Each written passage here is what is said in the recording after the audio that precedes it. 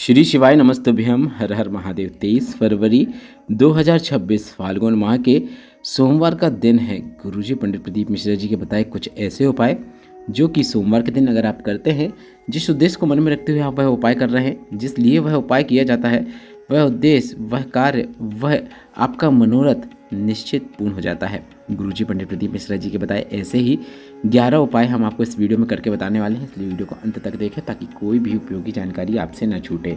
आपको बता दें, इस 23 फरवरी या फिर आने वाले किसी भी सोमवार में आप यह उपाय करते हैं तो जो लाभ है आपको अधिकता में प्राप्त होता है और आपकी जो भी कामना है वह 2 या 3 सोमवार यह उपायों को करने से पूर्ण होती हुई आपको नज़र जरूर आती है। बढ़ते हैं सबसे पहले उस चीज़ की ओर जो कि हमें कमेंट के जरिए किसी ने पूछा था। हमसे कमेंट के जरिए पूछा गया कि आटे का दीपक कैसे बनाया जाता है, क्योंकि आटे का जो दीपक होता है सभी प्रकार के भगवानों के पूजन में उपयोग किया जाता है। अगर आप दीपक को बेलपत्र, आंवला, वटवृक्ष या फिर किसी मंदिर में लगाना चाहते हैं तो आप आटे का दीपक बनाएंगे तो वह सबसे अच्छा माना जाता है। आटे का दीपक आप कई प्रकार के बना सकते हैं, छोटे बना सकते हैं, बड़े बना सकते हैं, किसी भी साइज के बना सकते हैं, चौमुखी बना सकते हैं, गोल बना सकते हैं। इस वीडियो में हम आपको गोल आटे का दीपक वीडियो के माध्यम से बताकर समझाने का प्रयास कर रहे हैं, जिससे आप वीडियो में देखकर समझ सकते हैं कि किस प्रकार से आपको दीपक बनाना होता है। दीपक बनाने के लिए आपको आटा को पानी के साथ मिलाकर, जैसे आप रोटी बनाते हैं उस प्रकार से आपको उसकी एक लोई बना लेना है।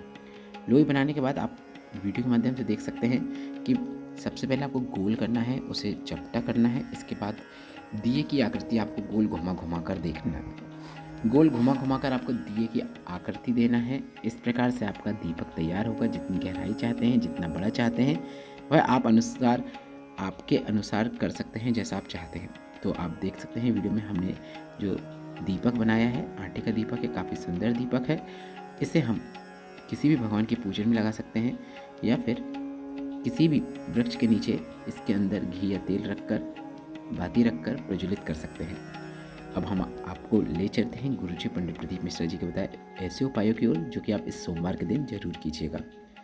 अगर पति पत्नी में बात बनती नहीं है, बात तलाक तक जा रही है या फिर तलाक का केस चल रहा है, तो पति पत्नी में से दोनों में से कोई एक यह उपाय कर सकता है।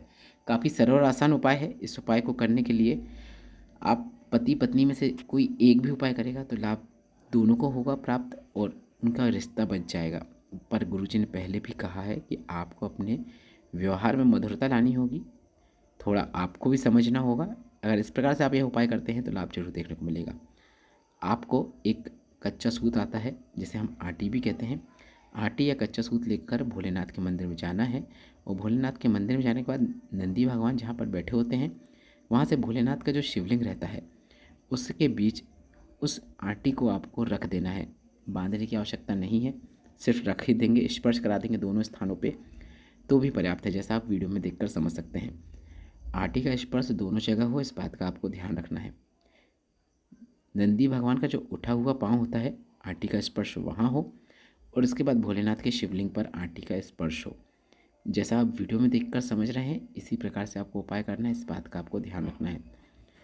इस प्रकार से स्पर्श कराने के बाद आपको इस आटी के साथ साथ 7 बेलपत्र की आवश्यकता होगी और 7 बेलपत्र को आपको भोलेनाथ के शिवलिंग पर अलग अलग स्थानों पर अर्पित करना है।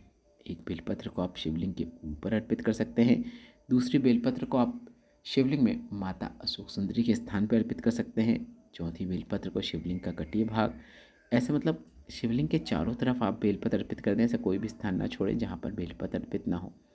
गणेश भगवान शरण, कार्तिकेय भगवान, माता अशोक सुंदरी का स्थान, शिवलिंग का कटीय भाग, माता पार्वती के हस्त कमल, शिवलिंग के ऊपर, सभी जगह आपको एक एक बेलपत्र अर्पित कर देना है। आप वीडियो में देखकर समझ सकते हैं कि यह उपाय आपको किस प्रकार से पूर्ण करना है। इस वीडियो में हम आपको जितने भी उपाय बताएंगे सभी गुरुजी पंडित प्रदीप मिश्रा जी के अभी के हाल ही के बताए उपायों को बताएंगे और सभी उपायों को करते समय आप श्री शिवाय नमस्तुभ्यम या फिर नमः शिवाय या फिर ओम नमः शिवाय मंत्र का उच्चारण जरूर करें और सभी उपाय आपको वीडियो के माध्यम से दिखा के समझाने का प्रयास करेंगे ताकि देखकर समझने में आपको आसानी हो। 7 बेलपत्र को शिवलिंग पर अर्पित करने के बाद 7 बेलपत्र आपको प्राप्त कर लेना है और प्राप्त किए हुए 7 बेलपत्र को आपको बेलपत्र के वृक्ष के नीचे अर्पित कर देना है।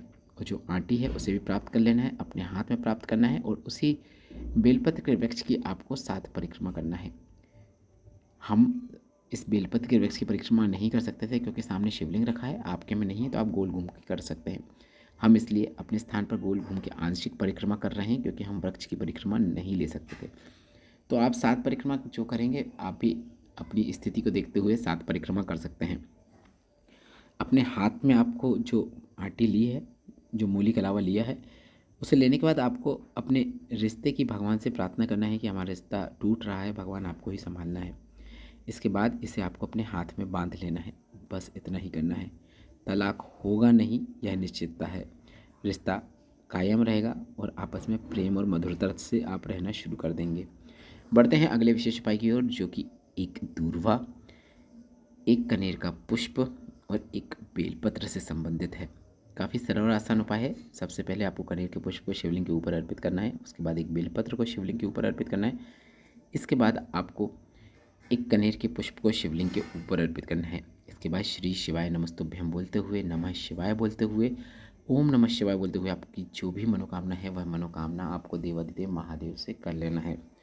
कामना करने के बाद आपको एक कलश का जल थोड़ी सी मात्रा में गणेश भगवान के स्थान पर अर्पित करना है, उसके बाद थोड़ी सी मात्रा में शरण कार्तिकेय भगवान के स्थान पर, उसके बाद माता शोक सुंदरी, उसके बाद शिवलिंग का कटी भाग और अंत में पूरा जल आपको शिवलिंग के ऊपर श्री शिवाय नमस्तुभ्यम बोलते हुए, नमः शिवाय बोलते हुए, ओम नमः शिवाय बोलते हुए शिवलिंग के ऊपर अर्पित कर देना है। बस इतना ही करना है। मात्र इतना कर देने से आपकी जो भी मनोकामना है, मात्र एक उपाय करने से ही वह आपको पूर्ण होती हुई जरूर नजर आती है। गुरु जी का बताया यह विशेष उपाय आप किसी भी सोमवार के दिन कर सकते हैं। एक ही बार करेंगे, लाभ जरूर देखने को मिलेगा। यह काफ़ी अच्छा मनोकामना पूर्ति उपाय है। आप प्रयत्न करेंगे, आपको उस क्षेत्र में सफलता देखने को मिलेगी। बढ़ते हैं अगले विशेष उपाय की ओर, जो कि सोमवार के दिन गुरुजी ने कहा है, अगर ऐसी कामना जो लंबे समय से अटकी हुई है, पूर्ण ही नहीं हो रही है, तो आपको थोड़ा सा दूध लेना है। 1 चम्मच भी दूध मिल रहा है तो भी पर्याप्त है। दूध लेना है और एक कलश में जल लेना है और भोलेनाथ के मंदिर में जाकर दोनों को एक साथ शिवलिंग पे अर्पित करना शुरू करना है। श्री शिवाय नमस्तुभ्यम बोलते हुए, नमः शिवाय बोलते हुए या फिर ओम नमः शिवाय बोलते हुए आप अर्पित कर सकते हैं। आप वीडियो के माध्यम से देखकर समझ सकते हैं। दूध के लिए जो आप पात्र का उपयोग करेंगे वह स्टील का होना चाहिए या फिर अन्य धातु का होना चाहिए। तांबे में आपको दूध को नहीं रखना है। तांबे के कलश में दूध को ही ना ही भरना है, ना ही तांबे के किसी पात्र में दूध को रखना है। ऐसा करने से वह दूध विषैला तक हो जाता है और अर्पित करने योग्य नहीं रहता है। बढ़ते हैं अगले विशेष उपाय की ओर। अभी हाल ही की कथाओं में गुरुजी ने स्त्रियों को एक विशेष मनोकामना पूर्ति उपाय करने को कहा था। गुरुजी ने कहा था, भोलेनाथ सुन नहीं रहे हैं तो माताएं, बहनें, स्त्रियां एक चावल का दाना लें और शिवलिंग में जो माता पार्वती का स्थान होता है, शिवलिंग का जो कटी भाग होता है, वहाँ पर माता उमा का स्मरण करते हुए अर्पित कर दें। बस इतना ही करना है। इसके बाद आप अपनी कामना कर सकते हैं। जो भी कामना है वह निश्चित और शीघ्र पूर्ण होती है। बढ़ते हैं अगले विशेष उपाय की ओर, जो कि गुरुजी पंडित प्रदीप मिश्रा जी ने सोमवार के दिन विशेष रूप से करने को कहा है। सोमवार के दिन आपको सुबह भोलेनाथ के मंदिर में जाकर शिवलिंग पर एक कलश जल अर्पित करना है। यह तो आपको पता है। इसके बाद दोपहर का जो समय रहेगा, दोपहर के समय आपको अपने घर के नज़दीक में अगर बेलपत्र का वृक्ष है या फिर आपके घर में बेलपत्र का पौधा है, उसकी आपको दोपहर के समय 7 परिक्रमा करना है। खाली हाथ परिक्रमा नहीं की जाती, इस बात का आपको ध्यान रहना चाहिए। आप 7 चावल के दाने ले सकते हैं और हर परिक्रमा को पूर्ण करने से पहले या फिर पूर्ण करने के बाद, जैसा आपको नियम धारण करना चाहें वैसा नियम धारण कर सकते हैं। आपको हर परिक्रमा के पहले या बाद में एक एक चावल का दाना अर्पित करना है। 7 परिक्रमा में 7 चावल के दाने अर्पित करना है। परिक्रमा करते समय लगातार आपको श्री शिवाय नमस्तुभ्यम या नमः शिवाय या फिर ओम नमः शिवाय, जो भी मंत्र आपको ठीक लगता है, उस मंत्र का आपको लगातार उच्चारण करना है। ऐसा करेंगे तो कम से कम 108 से ज़्यादा बार आपका मंत्र का उच्चारण भी होगा, 7 परिक्रमा भी होंगी और ऐसा करने से भोलेनाथ के साथ साथ माता पार्वती और माता लक्ष्मी का आपको विशेष आशीर्वाद प्राप्त होता है। जीवन में जो आर्थिक समस्याएं चल रही हैं, परेशानियां चल रही हैं, वह सभी दूर होते हैं और आपको अपने जीवन में उन्नति देखने को मिलती है। जिस क्षेत्र में प्रयास करते हैं उस क्षेत्र में आपको सफलता देखने को मिलती है।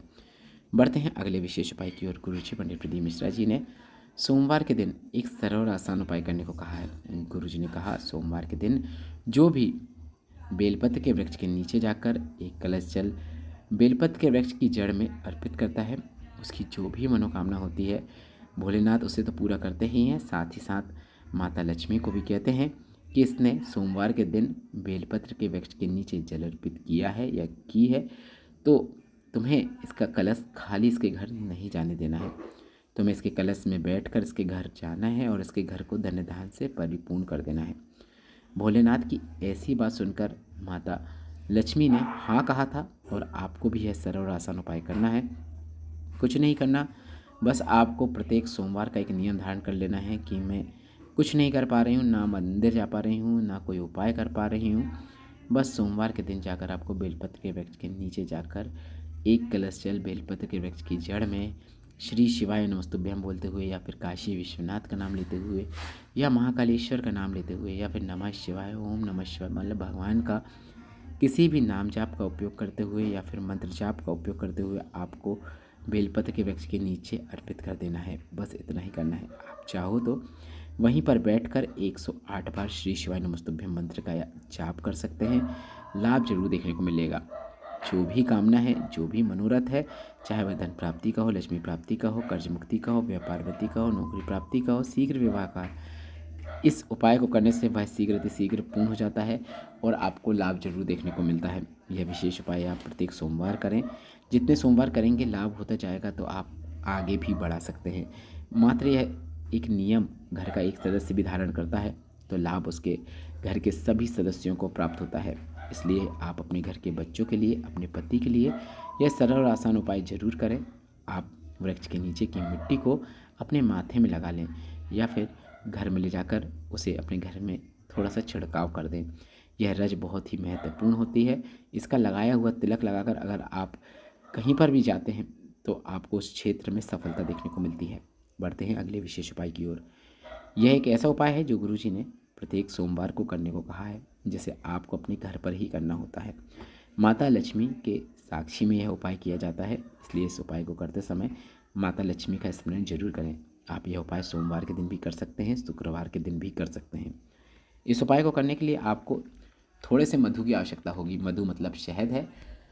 थोड़ा सा शहद लेना है और एक छोटी सी प्लेट में या छोटी सी कटोरी में शहद रख देना है और इसके साक्षी में मतलब शहद के पास माता लक्ष्मी का दर्शन करते हुए, माता लक्ष्मी को पुष्प अर्पित करते हुए इसी शहद के पास एक लाल पुष्प को अर्पित कर देना है। इसके बाद भगवान से अपनी जो भी कामना है वह कामना करना है।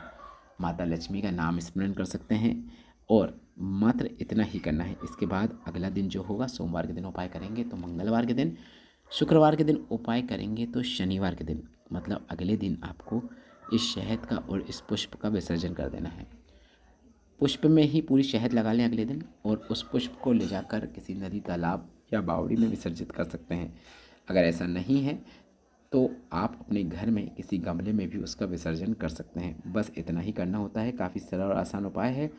घर से कर्ज मुक्ति के लिए, आर्थिक तंगी को दूर करने के लिए आपको यह विशेष उपाय जरूर करना चाहिए। बढ़ते हैं अगले विशेष उपाय की ओर। गुरुजी पंडित प्रदीप मिश्रा जी ने एक ऐसा उपाय बताया है जो कि वट वृक्ष से संबंधित है। कर्जा बढ़ते चले आ रहा है, कर्जा चुक ही नहीं रहा है, तो आपको वटकेश्वर महादेव का नाम स्मरण करते हुए एक दीपक वट वृक्ष के नीचे लगाना शुरू कर देना है। प्रत्येक सोमवार का नियम बनाना है कि मेरा यह जो कर्जा है चुक नहीं रहा है, वटकेश्वर महादेव मैं प्रयास करूँगा, सफलता दिलाना आपका कार्य है। इस प्रकार से प्रार्थना करते हुए भगवान से वटकेश्वर महादेव का स्मरण करते हुए आपको वट वृक्ष के नीचे एक दीपक लगाना शुरू कर देना है। शाम का समय प्रदोष काल में बेलपत्र के वृक्ष के नीचे लगाया गया दीपक आपके घर से कभी भी आर्थिक स्थिति आपकी कमज़ोर नहीं होने देता है। जो भी आर्थिक स्थिति कमज़ोर है, अगर यह बेलपत्र के वृक्ष के नीचे शाम के समय दीपक लगाना शुरू कर देता है तो उसे लाभ जरूर देखने को मिलता है। बढ़ते हैं अगले विशेष उपाय की ओर। शिवलिंग में जलाधारी से जल जहाँ से नीचे गिरता है उस स्थान से आपको जल चढ़ाने की शुरुआत करना है। शिवलिंग के चारों ओर गोल घुमाते हुए जल की धारा आपको वापस उसी स्थान पर लाना है जहाँ से आपने जल चढ़ाना शुरू किया था। आप देख सकते हैं शिवलिंग बड़ा है इसलिए हम रुक गए। आपका शिवलिंग छोटा रहेगा तो आप एक बार में पूरा जल अर्पित करें। गोल कटिए भाग से जल चढ़ाते हुए आपको वापस शिवलिंग में जो जलाधारी से जल जहाँ से नीचे गिरता है उस स्थान तक आना है। इसके बाद यहाँ से आगे बढ़ते हुए शिवलिंग तक जाना है और श्री शिवाय नमस्तुभ्यम बोलते हुए द्विजेश्वर महादेव का नाम स्मरण करते हुए आपको यह उपाय करना है। ध्यान रखें, यह उपाय करते समय आपको द्विजेश्वर महादेव का नाम स्मरण करना है और इस प्रकार से जल अर्पित करने से सिर्फ 7 दिनों में आपके जीवन से जितनी भी परेशानियां हैं, कष्ट हैं, वह दूर होना शुरू हो जाते हैं। 7 दिन लगातार उपाय करना रहता है। सोमवार से शुरुआत करें और अगले सोमवार के पहले रविवार तक आप यह उपाय करेंगे तो लाभ जरूर देखने को मिलेगा। बढ़ते हैं अगले विशेष उपाय की ओर। एक ऐसा उपाय जिसे गुरुजी पंडित प्रदीप मिश्रा जी ने भवरेंदु चक्र का स्मरण करते हुए करने को कहा था। जल चढ़ाने की शुरुआत गणेश भगवान, फिर माता अशोक सुंदरी, उसके बाद शिवलिंग का कटे भाग माता पार्वती के हस्तकमल से गोल घुमाते हुए आपको जल की धार को वापस गणेश भगवान के स्थान पर लाना है। मतलब एक चक्र जैसी आकृति बन रही है, आप वीडियो में देखकर समझ सकते हैं। इसलिए इस उपाय का नाम भी भवरेंदु चक्र उपाय है। वहाँ पे लाना है जहाँ से शुरुआत की है, मतलब गणेश भगवान के स्थान तक लाना है जल की धार को। इसके बाद यहाँ से जल की धार को आगे बढ़ाते हुए शिवलिंग के ऊपर भवरेंदु चक्र का स्मरण करते हुए श्री शिवाय नमस्तुभ्यम, नमः शिवाय, ओम नमः शिवाय बोलते हुए पूरा जल आपको शिवलिंग के ऊपर अर्पित कर देना है। यह जो भवरेंदु चक्र है, आपके ऊपर एकदम से कोई बड़ी विपत्ति आ गई है तो उसे दूर करने के लिए गणेश भगवान के साथ साथ भोलेनाथ के साथ साथ माता पार्वती का संपूर्ण परिवार का आशीर्वाद प्राप्त करने के लिए आप इस प्रकार से जल अर्पित कर सकते हैं। जिस क्षेत्र में आगे बढ़ने का प्रयास करेंगे उसमें सफलता देखने को मिलेगी, जीवन में उन्नति देखने को मिलेगी। अब बढ़ते हैं नौकरी, इंटरव्यू, एग्जाम में सफलता प्राप्त करने के लिए किस प्रकार से शिवलिंग पर जल अर्पित किया जाता है उस तरीके की ओर। इसे हम हरिओम जल कहते हैं, इसलिए यह जल अर्पित करते समय आपको हरिओम जल का नाम स्मरण करना है। जल चढ़ाने की शुरुआत गणेश भगवान से करना है, फिर ओम की आकृति बनाना है। आपने देखा किस प्रकार से ओम की आकृति बनी। गणेश भगवान के स्थान से गोल घुमाते हुए माता सुख सुंदरी के स्थान पर, वहाँ से गोल घुमाते हुए शरण कार्तिकेय भगवान के स्थान पर, इसके बाद माता सुख सुंदरी के स्थान से ओम का जो पूरा भाग होता है वह बनाना है। ऐसे गोल घुमाते हुए आपको ओम की आकृति पूर्ण करना है। इसके बाद ओम के ऊपर जो चंद्र बिंदु बना रहता है वह शिवलिंग का भाग है। तो जब आप गोल घुमा के माता पार्वती के हस्तकमल के स्थान से यहाँ तक आ जाएंगे, फिर यहाँ से आपको ऊपर शिवलिंग के ऊपर ओम की आकृति को पूर्ण करते हुए शिवलिंग के ऊपर जल अर्पित करना है। बस इतना ही करना है। हरिओम जल अर्पित करने से संतान सुख भी होता है। डॉक्टर के इलाज के साथ साथ यह उपाय करेंगे तो अगर संतान सुख नहीं है तो उसमें भी लाभ देखने को मिलता है। नौकरी, इंटरव्यू, एग्जाम में सफलता देखने को मिलती है। इस प्रकार से जल अर्पित करके आप निकलें। जिस क्षेत्र में आगे बढ़ने का प्रयास कर रहे हैं, सफलता चाहते हैं, उसमें सफलता निश्चित देखने को मिलती है। अब हम आपको बता दें, गुरुजी पंडित प्रदीप मिश्रा जी प्रत्येक अपनी शिव पुराण कथा में श्री शिवाय नमस्तुभ्यम सभी को अपने मुख्य द्वार में लगाने को कहते हैं। हमने लगाया है, आप देख सकते हैं। काफ़ी अच्छा प्रोडक्ट हमने फ्लिपकार्ट से बुलाया है।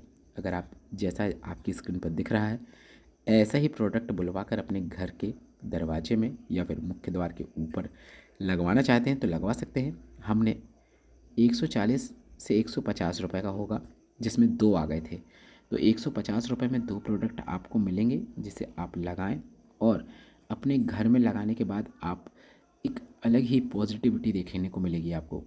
क्योंकि घर के सामने से निकलने वाले या फिर आपके घर के अंदर अगर कोई प्रवेश करेगा तो उसकी नज़र श्री शिवाय नमस्तुभ्यम पर जरूर जाएगी। और ऐसा करने से जो श्री शिवाय नमस्तुभ्यम मंत्र का जाप करेगा उसे तो लाभ होगा ही, पर साथ ही साथ आपको भी इसका पूरा लाभ देखने को मिलेगा, क्योंकि आपके द्वारा ही श्री शिवाय नमस्तुभ्यम मंत्र उस तक पहुंचा है। तो काफ़ी सुंदर प्रोडक्ट है। डिस्क्रिप्शन में लिंक दी गई है जिसमें टच करके आप उसे खरीद सकते हैं, सीधे अपने घर बुलवा सकते हैं। फ्लिपकार्ट से आएगा, 140 से 150 रुपये में 2 आ जाएंगे। तो आप ज़रूर बुलवाएं, काफ़ी अच्छा प्रोडक्ट है। डिस्क्रिप्शन में लिंक दी गई है या भी आपकी स्क्रीन में टैग प्रोडक्ट से दिख रहा है, इसमें टच करके आप इसे सीधे अपने घर बुलवा सकते हैं। अब बढ़ते हैं आगामी शिव पुराण कथाएं, जो कि आप गुरुजी पंडित प्रदीप मिश्रा जी की मार्च के महीने में कथा पंडाल पे या फिर अपने घर पर देख सकते हैं। वह इस प्रकार है। 24 फरवरी से 2 मार्च 2026 तक शिहूर, पुणे, महाराष्ट्र में दोपहर के 1 बजे से 4 बजे तक शिव पुराण कथा होगी। 10 मार्च से 16 मार्च 2026 तक भुसावल, महाराष्ट्र में शिव पुराण कथा होगी। इसका समय भी दोपहर के 1 बजे से 4 बजे तक रहेगा। इसके बाद 20 मार्च से 26 मार्च 2026 तक जयपुर, राजस्थान में शिव पुराण कथा होगी। गुरुजी पंडित प्रदीप मिश्रा जी ने कहा है यह तीनों शिव पुराण कथा का समय दोपहर के 1 बजे से 4 बजे तक रहेगा। कथा पंडाल पर कैसे पहुंचना है इसकी जानकारी हम आपको इसी चैनल के माध्यम से जल्द दे देंगे। वैसे अगर आप गुरुजी पंडित प्रदीप मिश्रा जी की किसी भी शिव पुराण कथा में पहुंचना चाहते हैं, बस आपको शहर का नाम मालूम होना चाहिए। इतनी बड़ी व्यवस्था की जाती है कि आपको आसानी से किसी से भी पूछेंगे तो वह आपको बता देगा कि गुरुजी पंडित प्रदीप मिश्रा जी की कथा कहाँ होने वाली है। वीडियो में बताई गई जानकारी से संबंधित अगर कोई प्रश्न है तो वे प्रश्न आप कमेंट बॉक्स से पूछ सकते हैं। मेरे द्वारा दी गई जानकारी अगर आपको थोड़ी सी भी उपयोगी लगी तो वीडियो को लाइक करके कमेंट बॉक्स में श्री शिवाय नमस्तुभ्यम या फिर हर हर महादेव जरूर टाइप करें। श्री शिवाय नमस्तुभ्यम, हर हर महादेव।